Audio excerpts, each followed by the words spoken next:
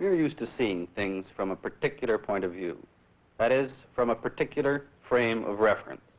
And things look different to us under different circumstances.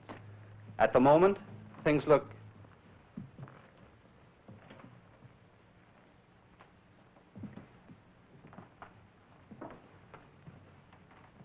You look peculiar. You're upside down. No, you're the one that's upside down. No, you're upside down. No, I'm not. He's the one that's upside down, isn't he? Well, let's toss for it. All right. Okay.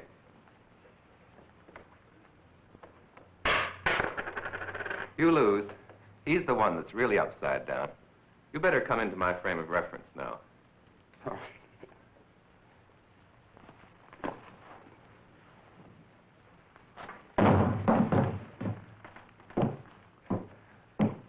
My frame of reference was inverted from what it usually is. That view of things would be normal for me if I normally walked on my hands.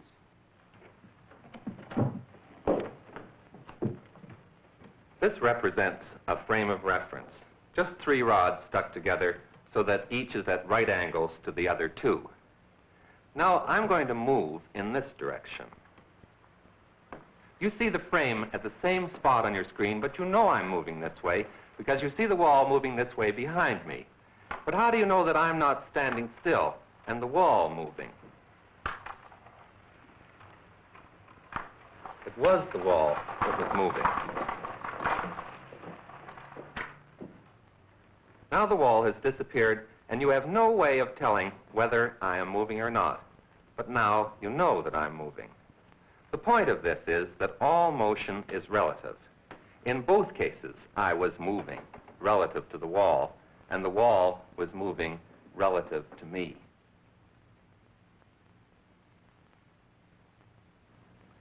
All motion is relative, but we tend to think of one thing as being fixed and the other thing as being moving. We usually think of the earth as fixed, and walls are usually fixed to the earth, so perhaps you were surprised the first time when it was the wall that was moving and not Dr. Hume. A frame of reference fixed to the earth is the most common frame of reference in which to observe the motion of other things. This is the frame of reference that you're used to. The frame is fastened to the table. The table is bolted to the floor is anchored in the building, and the building is firmly attached to the earth. Of course, the reason for having 3 rods is the position of any object, such as this ball, can be specified using these 3 reference lines. This reference line points in the direction which we call up, which is a different direction here than it is on the other side of the earth. And these 2 reference lines specify a plane, which we call horizontal or level. In this film, we're going to look at the motion of objects in this earth frame of reference and in other frames of reference moving in different ways relative to the earth frame. Well, let's look at a motion. This steel ball can be held up by the electromagnet. Now I'm going to open the switch, and you watch the motion of the ball. The ball is accelerated straight down by gravity along a line parallel to this vertical reference line.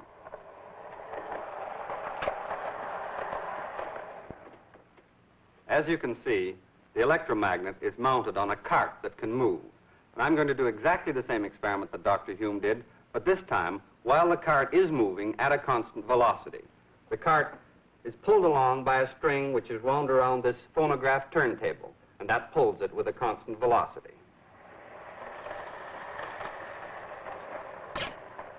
When the cart passes this line, the ball is released, as you can see.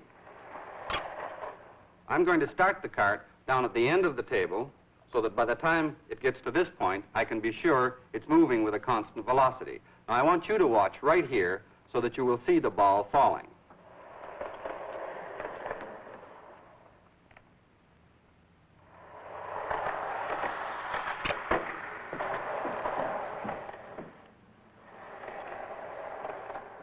I think you can see that the ball landed in exactly the same position that it did before. when Dr. Hume did the experiment with the cart fixed. But this time, the ball could not have fallen straight down. Let me show you why. The ball was released at that point. If it had fallen straight down, because the cart moves on in the time that it takes to fall, it would have landed back here somewhere. But it didn't. Now I'm going to do the experiment again. And this time, I'm going to let you watch the motion through a slow motion camera, which is fixed here. As the cart moves by, the ball will fall, and you can watch in the slow motion camera.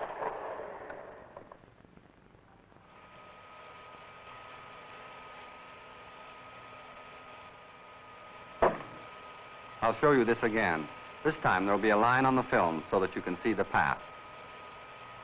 I think that you can see that the path of the ball is a parabola. But all of this has been in a frame of reference fixed to the earth. How would this motion look in a frame of reference which was moving along with the cart? Frame of reference like that. Well, so that you can see what it looks like, I'm going to fix this slow motion camera so that it moves with the cart. Like this. I'm going to do the experiment again. And incidentally, I'll start it, and then I'm going to stand here so that when the ball falls, you will have something which is fixed as a reference point.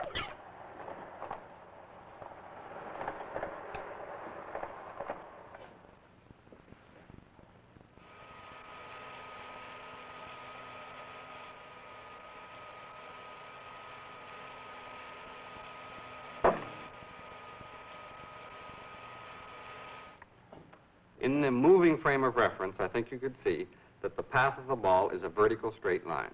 It looks exactly the same as it did before when Dr. Hume did the experiment with the cart fixed. If we were moving along in this frame of reference and we couldn't see the surroundings, then we wouldn't be able to tell by this experiment that we were moving at a constant velocity. As a matter of fact, we wouldn't be able to tell by any experiment that we were moving at a constant velocity. I'm going to do the experiment once more.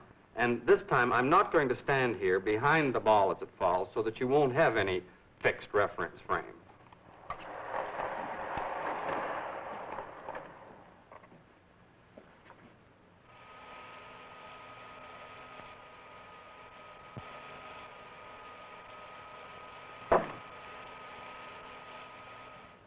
As far as you're concerned, that time, the cart wasn't necessarily moving at all. That time, when you couldn't see the background, then I think perhaps it was harder for you to realize that you were in a moving frame of reference.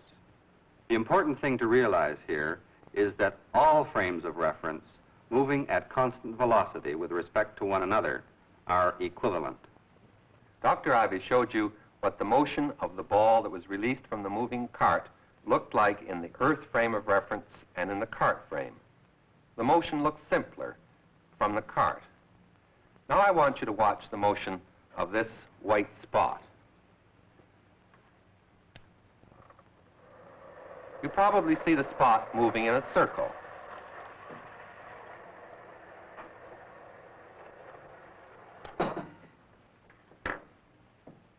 But this is what its path is actually like in the earth frame of reference. This is your normal frame of reference. You saw the spot moving in the circle because your eye moved along with the cart. You put yourself in the frame of reference of the moving cart. So you see, it isn't always true that we view motion from the earth frame of reference. When the motion is simpler from the moving frame, you automatically put yourself in that moving frame.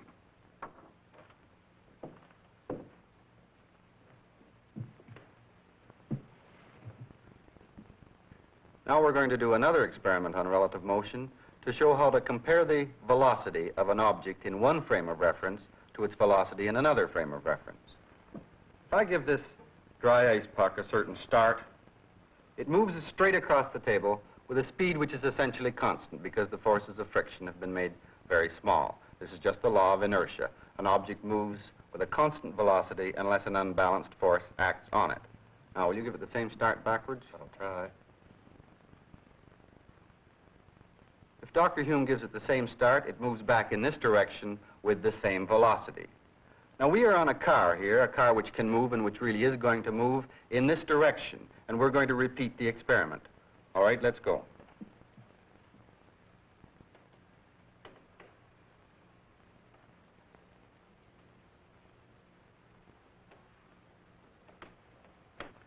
If we were making measurements here, then we would observe the same velocities, that is, the same experimental results that we did before. And so would you, because you are observing this experiment through a camera which is fastened to this cart. That is, you are in the moving frame of reference with us. But now we're going to do the experiment again, and this time you watch through a camera which is fixed in the Earth frame of reference. Now concentrate on watching the puck. Don't let your eye follow us. And I think you'll see that it'll move faster that way and not so fast this way, relative to you and relative to the wall behind.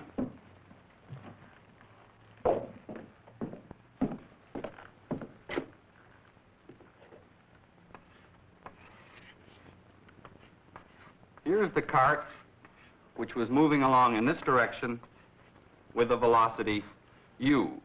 We were sitting on the cart at a table. Here I am over on this side, and Dr. Hume was on this side, and we were pushing this puck back and forth on the table. When I pushed it, it went in this direction with a velocity v, and when Dr. Hume pushed it, it went in this direction with the same velocity v, but this is the velocity relative to the cart. What about the velocity relative to an observer on the ground in the fixed frame? Well, if it was pushed in this direction, its velocity is u plus v. If it's in this direction, its velocity is u minus v. This is all very reasonable. There's nothing very hard to understand here. The surprising thing about this expression is that it is not accurate in all circumstances. At very high speeds, and by high speeds I mean speeds close to the velocity of light, this expression breaks down. At these very high speeds, we have to use the ideas about relative motion developed by Albert Einstein in his special theory of relativity. However, for all the speeds that we are ever likely to run into, this expression, u plus or minus v, is completely adequate. So far, we've been talking about frames of reference moving at a constant velocity relative to one another. Now I'm going to do the experiment with the dropping ball again, only this time the cart will be accelerated relative to the Earth frame. These weights will fall and give the cart a constant acceleration.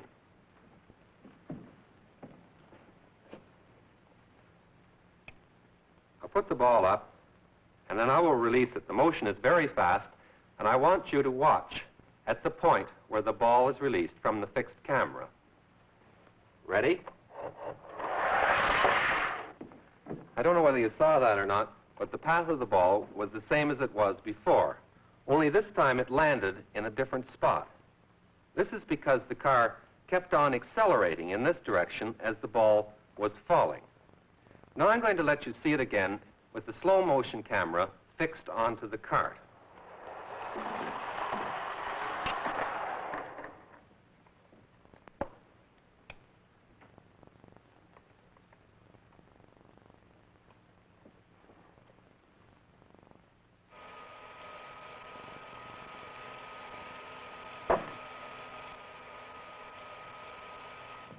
This time you saw the ball moving off to one side and not following down the vertical reference line as it did in the constant velocity case. Now suppose you were in this accelerated frame of reference. How could you explain this motion? Gravity is the only force acting on this ball, so it should fall straight down. But if the law of inertia is to hold, there must be a force pushing sideways on the ball in this direction to cause it to deviate from the vertical path. But what kind of a force is it? It isn't a gravitational or an electric or a nuclear force. In fact, it isn't a force at all as we know one. So we're left to conclude that since there is no force that could be pushing in this direction on the ball, that the law of inertia just does not hold. This is a strange frame of reference. We call a frame of reference in which the law of inertia holds an inertial frame. The law of inertia holds in the Earth frame of reference, so it is an inertial frame.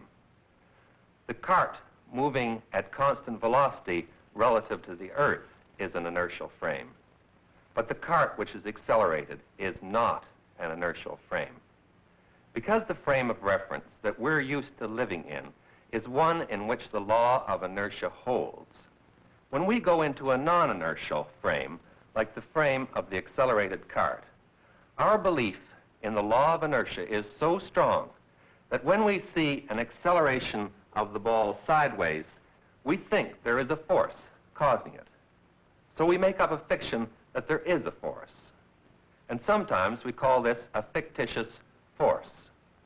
Fictitious forces arise in accelerated frames of reference. The frame is accelerated in this direction, so you in the frame see an acceleration of the ball in this direction, and you say that there is a force causing it.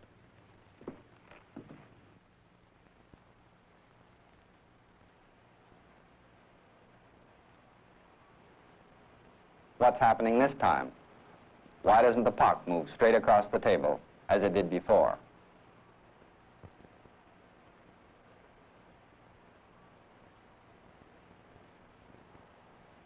As you can see, it doesn't. So, if we believe in the law of inertia, then we must believe that there is an unbalanced force to change the velocity of the puck. But this puck is nearly frictionless, so what can be exerting this unbalanced force on it? Suppose that you watch the motion, this time, through a camera which is fixed in the Earth's frame of reference.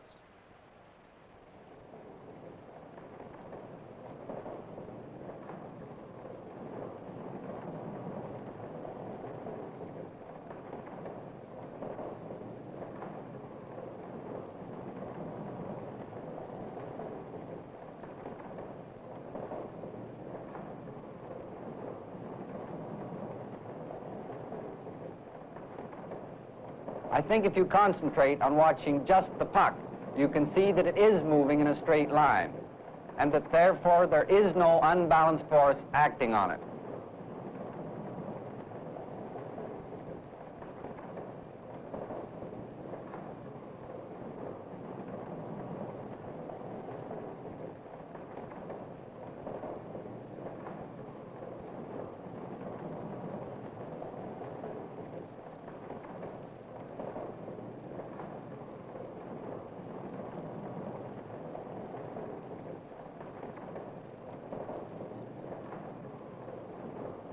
Now we're going to stop this rotation so that I can talk to you about what is happening here. I don't know about you, but I'm dizzy. In the Earth fixed frame of reference, there was no unbalanced force, but in the frame of reference rotating in this turntable, there was an unbalanced force because the velocity of this puck kept changing. This was a fictitious force. The rotating frame is a non-inertial or accelerated frame, just as the accelerated frame of the cart that Dr. Hume showed you was. You know that every object which is moving in a circle has an acceleration towards the center of the circle. This is the acceleration that has a special name, the centripetal acceleration. Now you hold this puck for a while, hold it steady, while the turntable is rotating, and I'll get off.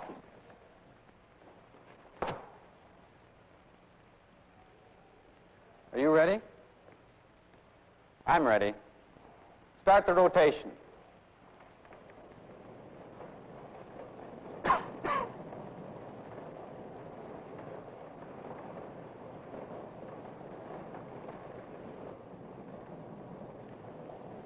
You can see that now the puck is moving in a circle.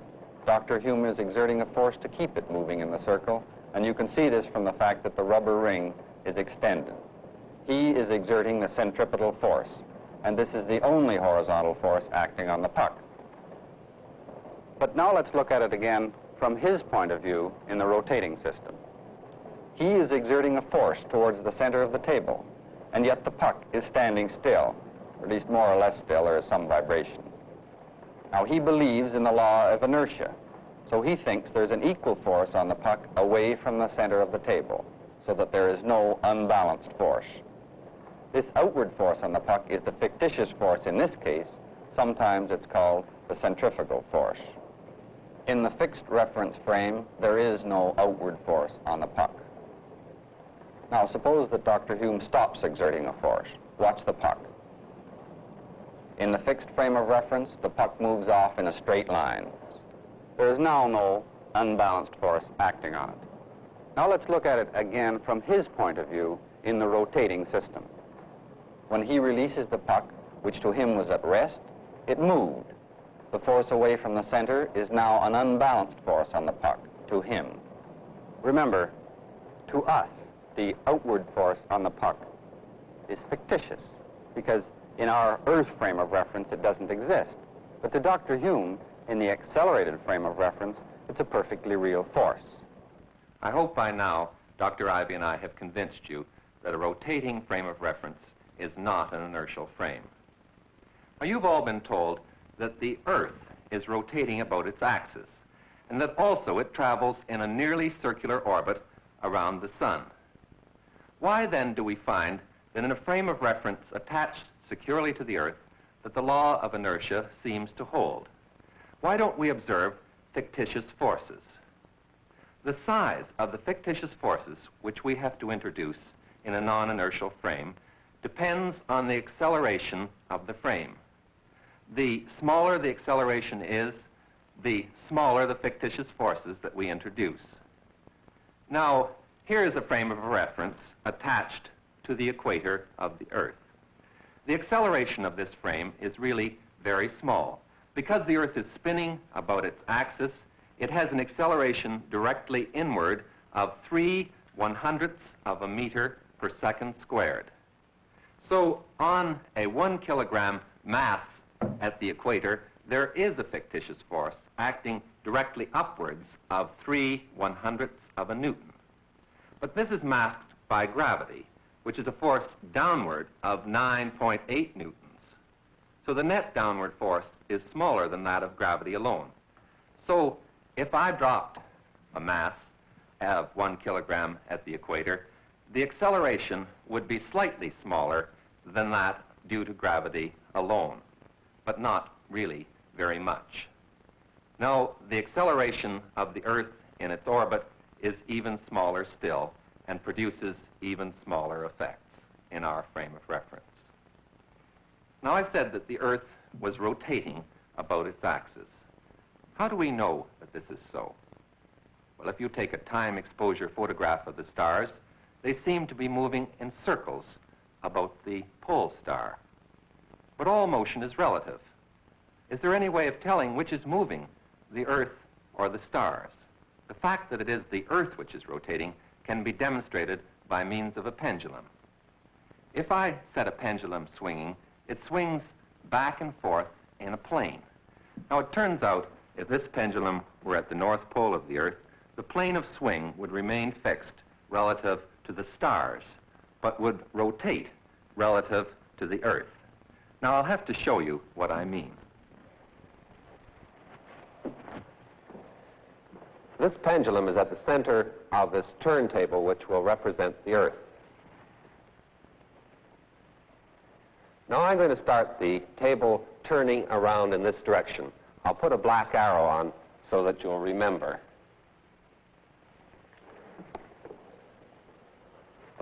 All right, start the rotation. The pendulum is at the North Pole of the Earth, and you are in motion as you ordinarily do, standing on the Earth. The plane of swing rotates in the opposite direction from the rotation of the turntable, and at exactly the same rate.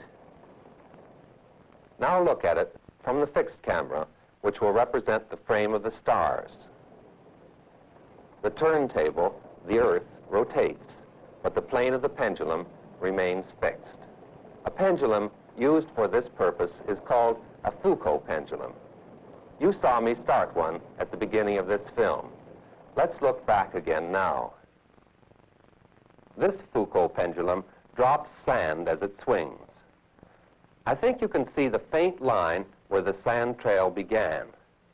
The amplitude of swing is decreasing. The sand trail isn't as long now. But the important thing to see is that the plane of swing has been rotating during the half hour that we've been talking to you.